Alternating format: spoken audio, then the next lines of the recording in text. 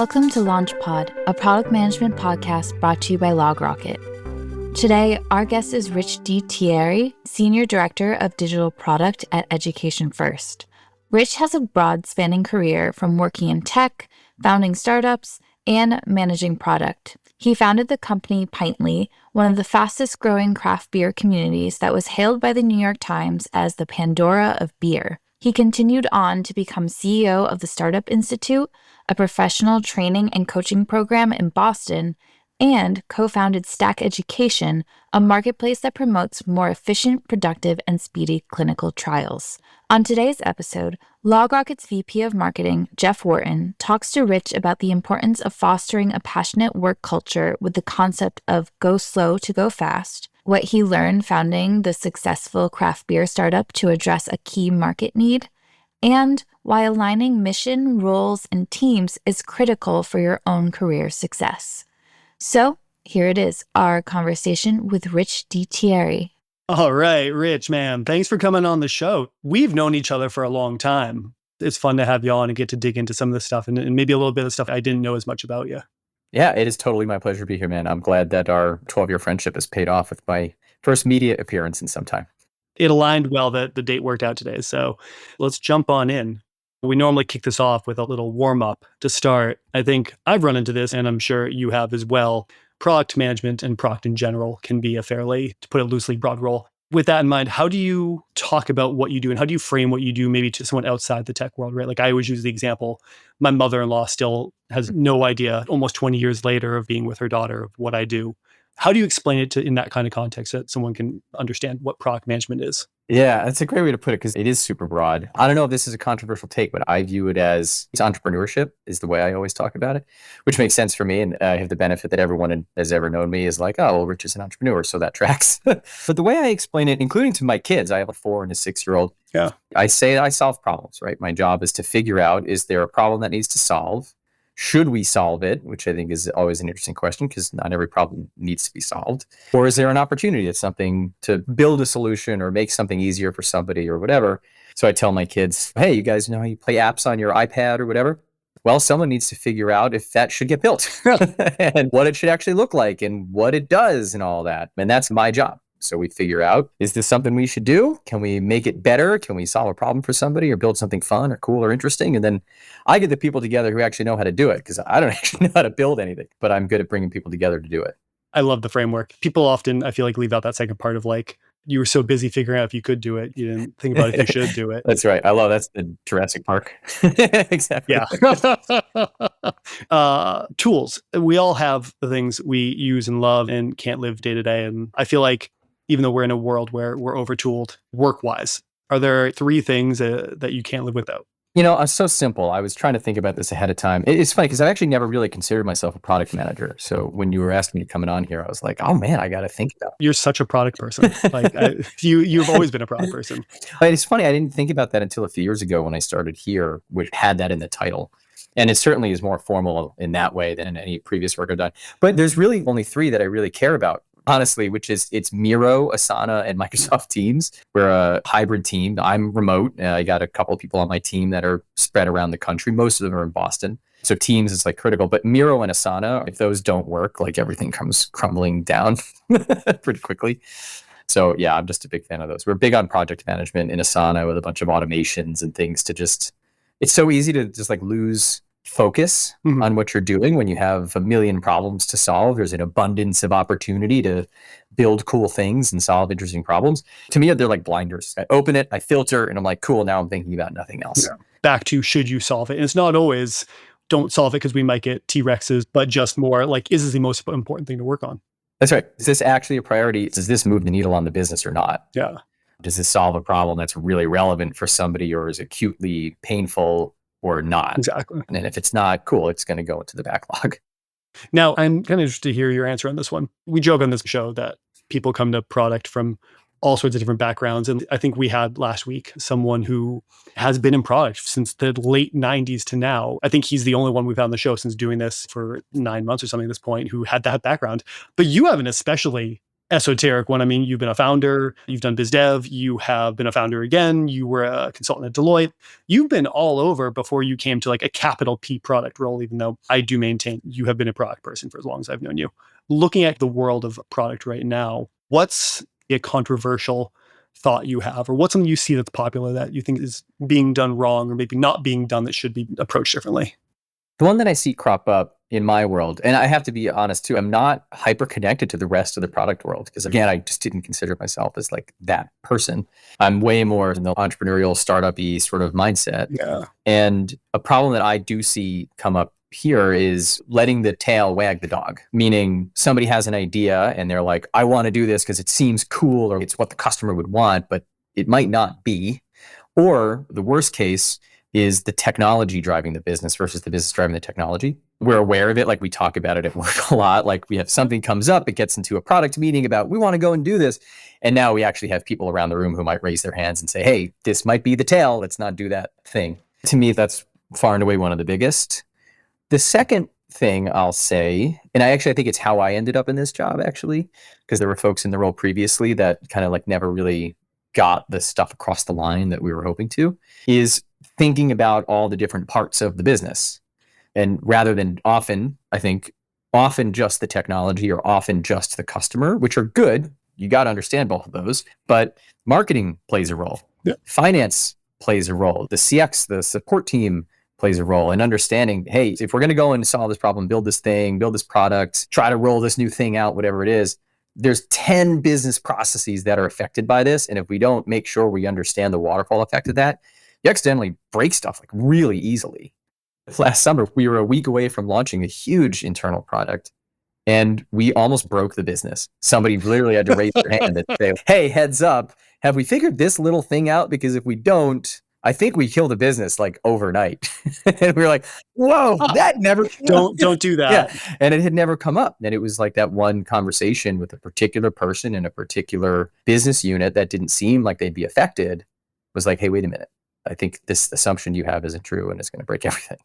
I think that's an OKR actually, is don't destroy the business, right? It's a big one. It's like the unspoken, always on OKR is, did you destroy the business? If yes, very bad. Yeah, no, you get in a lot of trouble if you destroy the business overnight. Don't do that.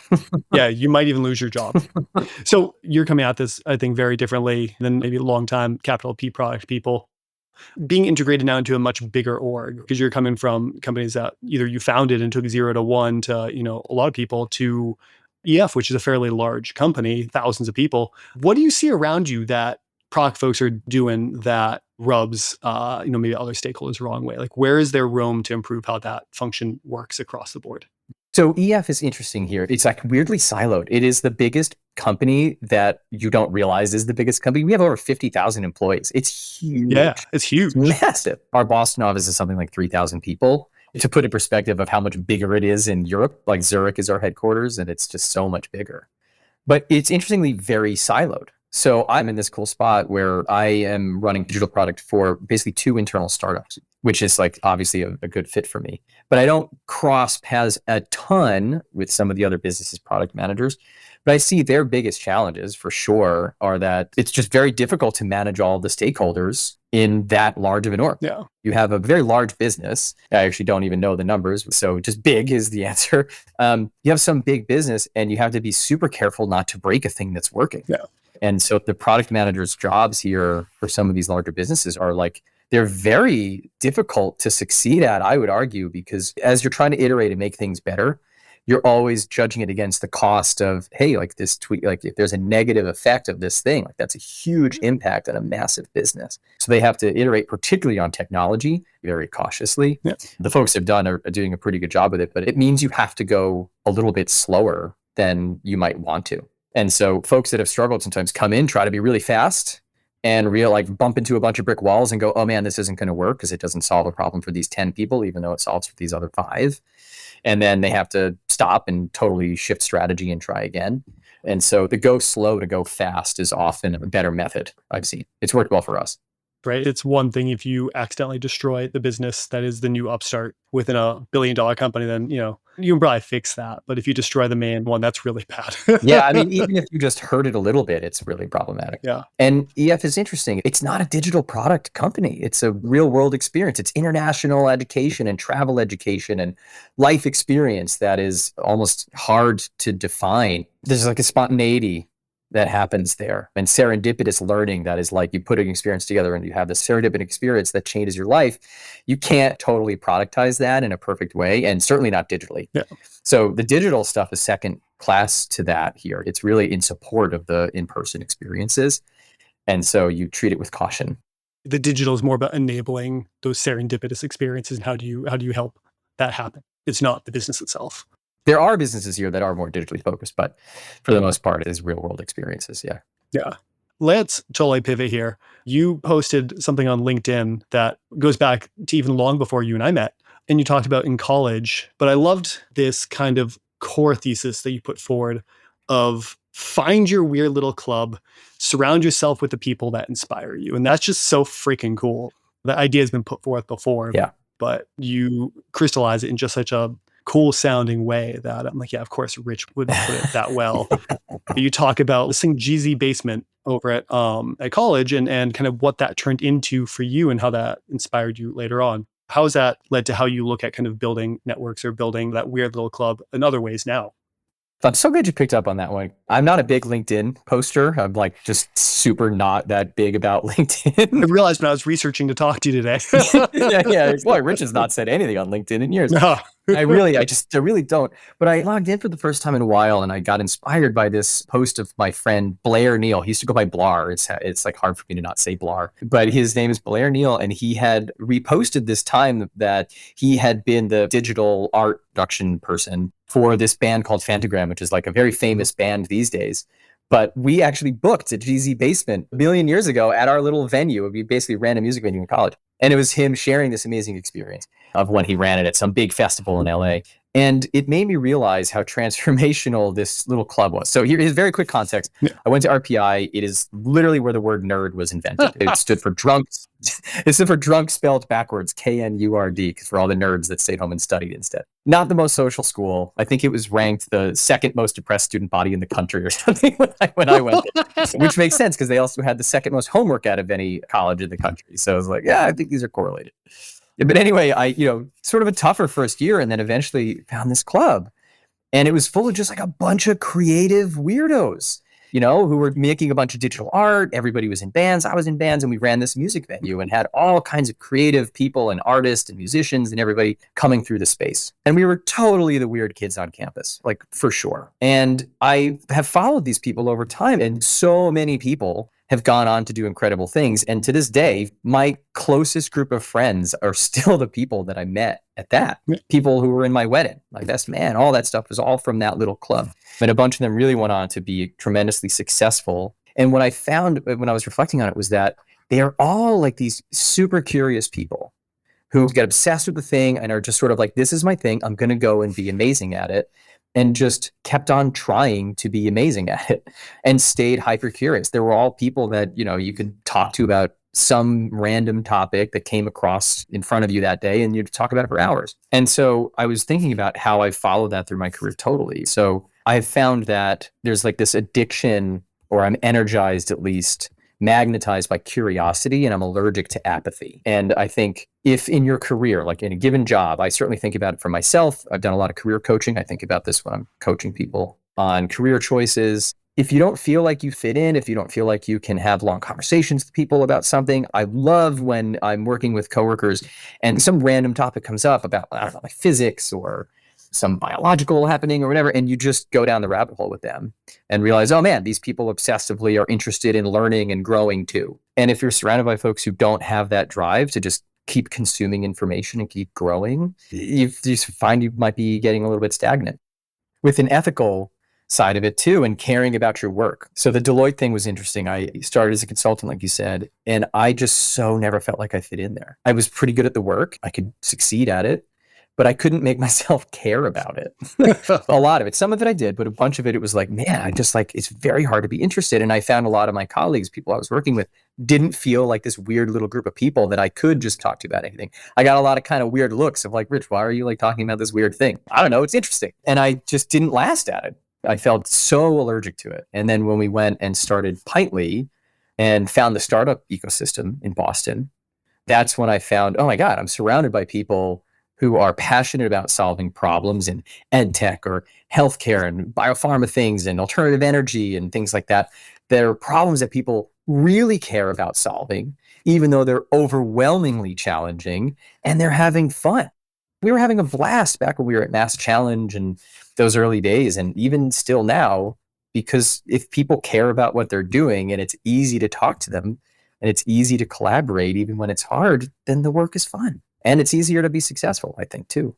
So yeah, that's what clicked for me. It's like find your little weird people who care about things that you care about. It's a lot easier to do a good job and enjoy it. We joke here sometimes, or I joke with the team here, that we somehow have biased ourselves to hiring for almost like obsessiveness or neuroses. Yeah. And I think you put it a lot better. Find people who care, because it's very hard to do great things, to do hard things, if you don't have a little bit of obsession. Honestly, the difference often between like good and great is you can't hit great if you're not a little bit obsessed at least. Yeah, you have to be a little bit crazy for sure. Obsession is certainly a form of craziness. Yeah. When I talk to people about career goals and pathing, you think about any real job or career in terms of role, team, and missions. What are you going to do day to day? What is your actual work, and are you going to enjoy it? If you want to be building things with your hands physically, then sitting on the phone all day maybe is going to drive you crazy. Your team, that's the people you're working with, and that defines the culture. And if you can't get along, or like sort of the old Google thing was be stuck in an airport with somebody and enjoy it, it's going to be tough. But then the mission is the product. And if you can't really care about what you're building, even if those other two are there, it's going to be tough. So you're looking for alignment on those three things. I think the team is most important of the three, but way better when you can get close to perfect on all three. Yeah. I think we started to touch on this, but you started out at Deloitte, and then I think it sounds like very quickly realized maybe this isn't the thing that you are going to care deeply and emotionally and with deep conviction about. So you pivoted hard, man, and you went from being a consultant to, I think, probably a company that ended up at the nexus of two separate weird little clubs when you started Pintley. So you were smack dab in Boston tech ecosystem and Mass Challenge and startup world, but also this growing world that was craft beer, which is how you and I met way back when. And you ended up coming out with a company called Pintley and an app and solving the discovery problem around this growing industry that was these little local breweries in this world that was popping up. How'd that decision happen? And what was the thesis behind that company? Like, how'd you wind up on like, this is what we're going to build and this is what we're going to help the world understand? There was what felt like an acute problem to solve. So the founding story is actually that it was my roommate from Deloitte who had the idea. So I was coming from the Troy area where I graduated in New York and moving to Boston where I knew nobody. And Deloitte had put this list out of like, here's people who need roommates. And there was this guy, Tim, and we chatted over the internet. And I came out to Boston and I was like, I guess I'm going to live with you.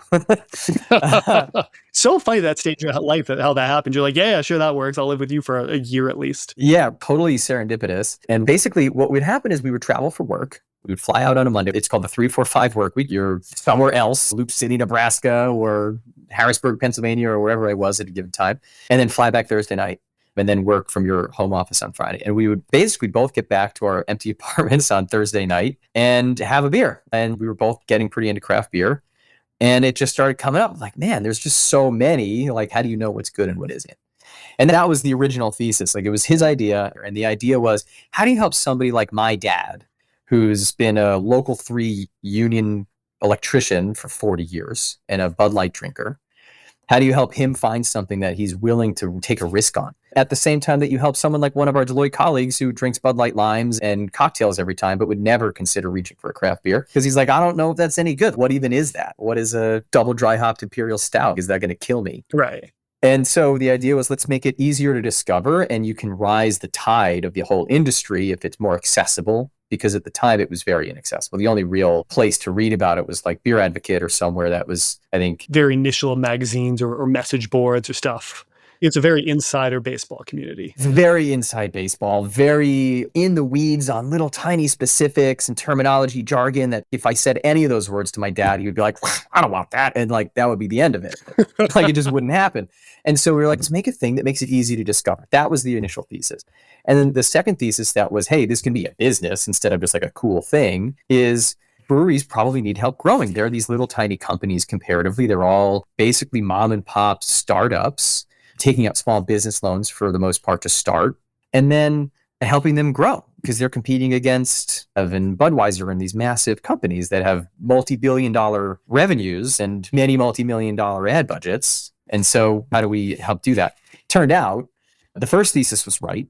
People really did want help discovering something that was good, and that took off. But the second thesis around the breweries turned out to be just like wildly incorrect. And we honestly learned a tremendous amount. We were just about to give up, and a friend of mine, Melanie Gordon, who had founded another beer industry startup called Tap Hunter, physically took the book, The Lean Startup, out of her purse and hit me with it. She physically assaulted me with The Lean Startup. And then I read it, and something like 2 weeks later, we had our business that was much more sustainable. It wasn't so focused on helping the breweries advertise. They didn't need to. The industry was growing so fast, it turned out. Also, it's hard to sell things to small, cash-strapped, low-margin businesses, it turns out. Totally. What a rookie mistake. That was a classic 23-year-old founder's mistake. Right. So you guys started the app, and it grew really fast. Yeah. I had operated a small company on the side in the industry for a while at this point. And you guys went from not existing to really existing really quick. You know, from a standpoint of user growth, which I think is something that ports across all types of products, whether it be consumer products like that, or, you know, whether you're selling beer understanding and discovery or social media or anything else, like user growth is a huge goal. Yeah. What did you guys do? Like, how do you go from 0 to 50,000 to 100,000 users in a fairly short amount of time? Yeah, it was quick. I think it was something like 100,000 users within the first year. It's wild. And the first 10,000 of those came from the first couple of days, I want to say. It was really, that first few days was really fast. Yeah, I've reflected on this a bit because there really was, the social media was really small comparatively back then. It was really like Facebook was just about it. MySpace was dying and Facebook wasn't this sort of like world dominating thing that it is now. There was no Instagram or TikTok or really anything. I think Instagram came out a couple of years later. So there's a couple of things. First was we were solving a problem that we understood really well because we were solving a problem for ourselves and people we knew intimately well. Mm-hmm. So we used to use my dad as a persona a lot and some of our Deloitte colleagues as personas a lot. And obviously ourselves on the end of the sort of advanced user to like brand new person spectrum. So that helped a lot. I think we spent a tremendous amount of time trying to understand like what is the problem that really makes it click for a person to be like hooked like immediately. Mm-hmm. And we designed the product around that. You log in and the very first thing was like rate a few beers that everybody has tried. It was like Boston Lager and Bud Light and like things that most people have tried. A few kind of cool craft ones in there that maybe someone like Bali Blue Moon or things like that. And then while we were developing that, we did an alpha test. Mm-hmm. So we took a lot of data and not only took our experience with people and tons of conversations, we then measured it and improved on it with little iterative loops. And then honestly, the big user growth in the beginning came from media. Mm-hmm. So we very deliberately went after some media outlets like Thrillist. It was huge back then, yeah. Huge, yeah. And we networked our way to the folks that ran Thrillist and said, hey, we're about to launch this thing that's going to be extremely cool. We let them see the alpha. And then we coordinated our open beta launch, which is like really our proper V1. Mm-hmm. It wasn't even an app. It was just a website. And said, hey, like you guys, you would be the ones to like announce it. So they tried it. They thought the product was cool. And when we launched, we sort of did a quiet launch the day before to make sure nothing would explode. And then they did their big email blast and it was like 10,000 users in 2 days or something like that. Nice. Yeah. And then was it just viral from there? People seeing it out and sharing or? Yeah, we did build a little virality into the product. And again, it was like really early days for this. I think back, it's like, dude, everything does this stuff now. But back then it was like, we were so proud of ourselves for coming up with this. It was rate and share. And so we built integrations with Facebook and when Twitter started to grow and things like that. And then that drove a ton of growth because people were like, oh, what's that? I want to read your tasting notes or I want to see what that thing was and click on it and make you sign up and things. But for the most part, it was word of mouth. For that first couple of years, we really focused on building a thing that people would really enjoy using and keep their attention and come back to. So is it possible I could blame you for the trend of everyone taking pictures of their food now because people were sharing like what they drank back Man, then via possibly. Pintley? I'm not to blame. I think we're more to blame for other things in the beer industry probably than the specific food problem. Yeah, that's fair. We definitely contributed to the like always needing something new problem. I feel a little guilty about that because that's a personal preference. I'm addicted to trying new stuff, and I built it into the app to push for that. And then now clearly it's like gone awry. Yeah. But no, man, that was early Instagram days. Everyone was posting their food pics right out of the gate. That was like, that's true. That was day one stuff. Yeah. I think my first Instagram picture ever was a picture of a bratwurst I was cooking. If I scroll back and check, I think it might be my first picture ever. It's great to see how some things change and some things just never, ever change. So looking at a market standpoint, there was what equates to an 800-pound gorilla in the market when you guys entered. There was a fast follower right after y'all. Yeah. And in a funny twist of events, like the gorilla ended up falling down and being subsumed. And the winner of the whole thing and the one still kind of operating and going is the one that came probably fast follow on top of you guys. And they ended up acquiring the other thing, that 800-pound gorilla. How did you look at entering this and going, there is this giant incumbent, we can do it better? And then where do you think the other Untapped maybe had an insight or something that they were able to end up dominating that market? I've spent a lot of time, up at night wondering about that. I think in the beginning, the 800-pound gorilla problem, it didn't even seem that intimidating because we were just building a thing that was meant to be deliberately very different than that. Because the thing that they did, great. And we looked at it and we were like, we're not trying to do that. That club is full. More people can come in really, but it's like a limited, your most extreme end of any space. This is actually a lesson I learned since then and still think about in all kinds of product work today.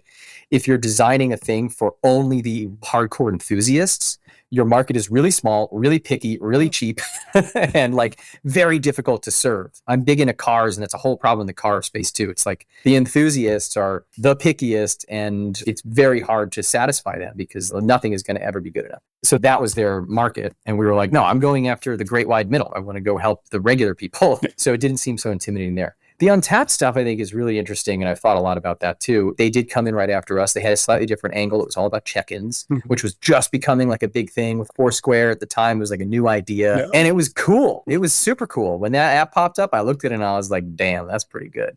And so did Tim. And we mimicked a few things. Like we added check-ins because it was like an obvious, easy thing of like, oh, people want to check in. Cool, we could do that. We could help people do that as they're rating their beers.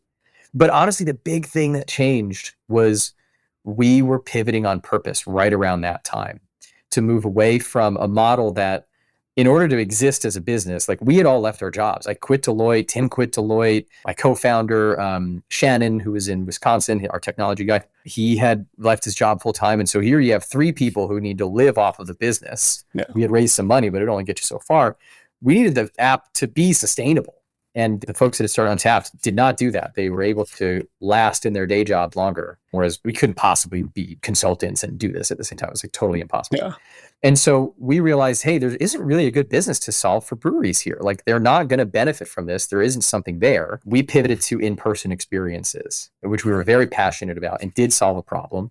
I'd say you're describing a solve that I think your business and mine both went to at that point, is similar-ish timeframes. Yeah, we did. And it made sense and it was cool and it worked. It was profitable off of that. It was a good business and a fun business and solved a real problem, like all those things aligned. But as part of that, we honestly just stopped investing a lot of energy into the digital experience because it was only a piece of it. Whereas Untapped, they went all in and they were like, we're going to make this an incredible digital experience. And they did. It's still really good. It's still going. It's still going. I know. I almost downloaded it the other day and I was like, I can't. Because now I'm so out of the loop now. I don't know what beers to buy anymore because all the labels have changed. I'm like, boy, if only there was an app for this. So we should make that. Again, kind of the history of your life, it seems, is you just go from one extreme to another. So you went back and Pintley was over and back to the, what I'll call, I guess, like the mainstream startup world. You went to a place called Startup Institute, and the whole founder mode is big right now. But you kind of, founder mindset went from directing partnerships and biz dev, it seems like over there, to within a couple of years, you were running Startup Institute. So kind of off the bat, can you just explain to people what Startup Institute is? So Startup Institute was this magical little business that it was like they captured lightning in a bottle for a minute. Basically, the folks that founded it essentially invented the idea of a coding bootcamp. At the very same time, they and some folks on the West Coast independently and simultaneously came up with the idea of a coding bootcamp, which was essentially a career accelerator. That's the word that I was using a lot in the beginning because the bootcamp term hadn't been coined yet. Mhm. I was big on the career accelerator angle, but I guess it doesn't roll off the tongue quite the same way, so it never stuck. But yeah, it was, hey, quit your job. If you're unhappy in your career and you want to go and do something you're passionate about, care about, could build a better career off of, quit your job, come to us, some unaccredited school in a conference room in Boston that you should totally trust, and we'll teach you a bunch of practical skills over a very short period. At the time, it was 8 weeks. And then you go and you'll get a job and we'll try to help you get that job. That was the pitch. In the early days, it was free. So that helped. But then it was wildly inexpensive at first as well. And it was just brilliant because I went and they invited me to be a guest speaker early on when I was still doing Pintley stuff. And I met the students and they were all amazing. I left the room teaching a class on biz dev and was thinking about all the students, like the whole drive home. It's like, these people are crazy. They're so smart. They're so nuts. They all just quit their jobs and they were so passionate. And then it just had its claws in me. I was like hooked. I was like, I need to be a part of this thing.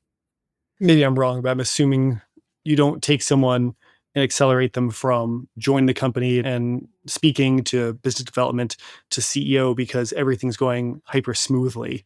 That's fair. That's a fair guess. It's one of two ways. So I guess as you kind of ascended there and ended up in that top spot, what needed to be done? What were the big things that you were looking at and seeing and realigning the company around to try and drive maybe the next step of success there? Yeah, it had sort of hit a wall because the early days, again, it was Wild West. In the beginning, there was no competition. So people came from all over the world, literally, to come to our programs. They were flying from 5 or 10 different countries to be a part of it. It was amazing. And all over the country. And then it started, the barrier to entry was super low. So, local versions of it, boot camps started popping up in every major city in the world. Certainly based in the US, but there was ones that popped up in other countries too. And then the big competitors, like General Assembly was the big one in the US. Mm-hmm. They went out and raised $100 million. I think it was $92 million if memory serves. Some huge amount of dollars, and some other ones raised 30, 40, $50 million. And we had raised single digit millions. And so that was super tough at that time to compete and find people who needed this experience, which was amazing. The outcomes were incredible. The careers that people have launched. The guy that started ThinkSquares was one of the first Startup Institute students. These are people who've gone on to be like incredibly successful far and away. But you have to find them, and finding people is expensive, as every marketer will tell you, very with sad, tired eyes. I feel like that's a specific remark right now, but well, it's hard. It is. It's hard. Acquisition is tough. So yeah, that was the big thing. It was like, hey, how is this going to keep growing? Yeah. Regulation started to be a thing. There was no regulation in the beginning, and that was a whole piece to navigate. And so our CEO stepped down, and she's an amazing woman, Diane Hessen. She's like brilliant and inspirational. And I joke, like, I worked for a famous CEO. I worked for Diane. And I think what the board was thinking at the time was, hey, who knows how to sell stuff? Who has experience with product and delivering good experiences and getting people together and rallying behind a big goal? And Room looked at me and was like, that's sort of Rich's brand. Let's give it a shot. And I was about as different a CEO as Diane could possibly be. But I think they were like, let's try something really different. Yeah. So the whole vision was, let's keep the quality exceptionally high. We cannot sacrifice that. But let's start working more B2B and solving the problems that businesses have around talent. And that was like the big angle, because we're solving the problem very well for an individual person. Person wants to come, learn, and then build a career. But businesses at the time, unemployment was super low, hard to find really good talent. It's especially hard to find good talent in the high-paced tech and startup world. That's like a whole different kind of person. And to de-risk that talent, like hiring is really scary. When you bring someone in that you met on the internet and talked to for 2 hours of interviews, like that could go really bad. But with our program, we had partners that could get to know people over 2 months. And so the risk of that hire was massively lowered. So that was the thesis. There was a real problem and it was worth solving. Yeah, I remember those days. Like it was, if you went to a short boot camp and learned to code a little bit, you could walk out into a job paying above 6 figures. And yeah, there wasn't enough people who knew how to code. It was That's right. wild. Building a company was predicated upon finding these hard to find people. Yep. And so just anything you could do to up the supply was incredibly. Exactly. And actually, surprisingly, the biggest need was in sales. We had 4 tracks. We had web development, like coding. We had user experience design, digital marketing, and sales and business development. And that sales track was like all of our grads basically were hired before they even finished because they were good. And we taught them really well. I helped build the curriculum. And so this guy, Alan Telio, was amazing. And these folks would come out so much better than your standard new hire. Yeah. But yeah, they were like totally wild times.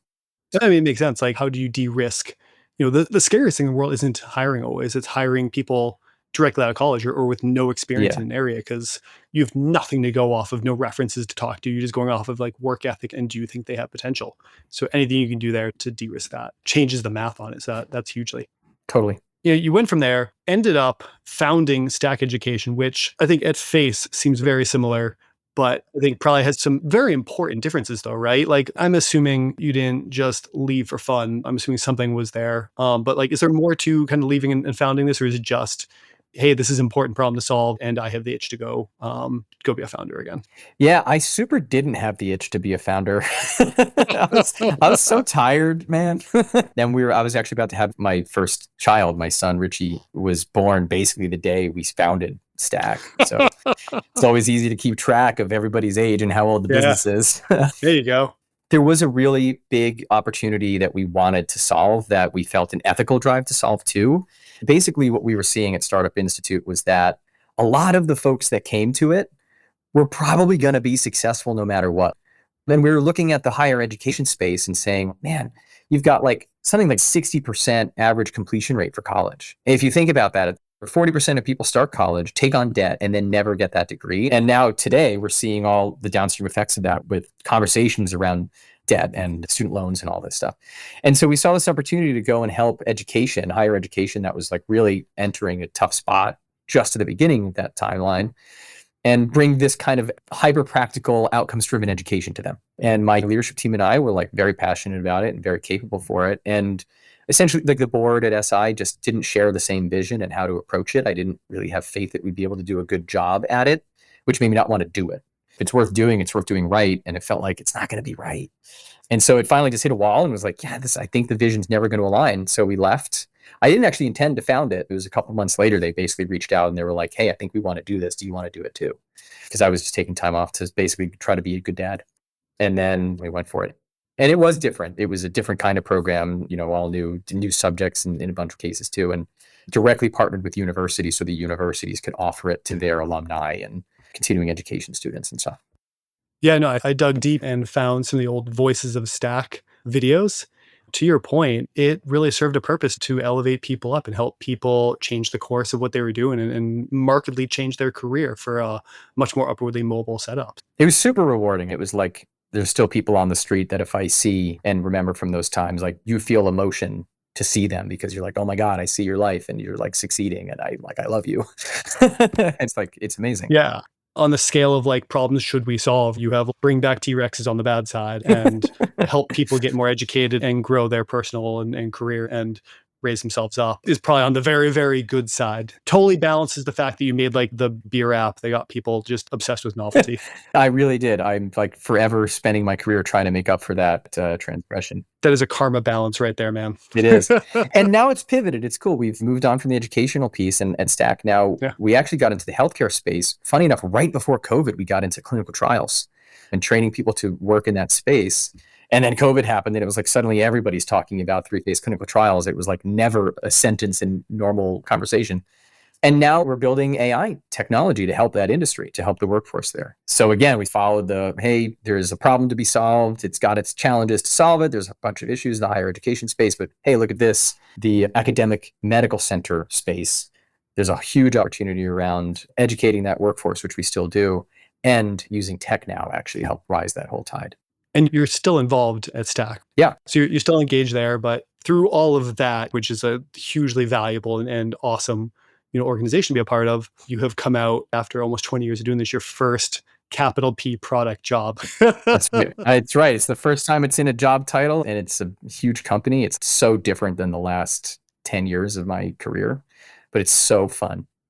I feel like you have taken an all new approach to the concept of founder mode, where you just have decided to not be a founder necessarily always, but that's where I think hiring people like that is so incredibly powerful, because you bring someone in, if you can apply that level of dedication and caring, you can do a lot of special things.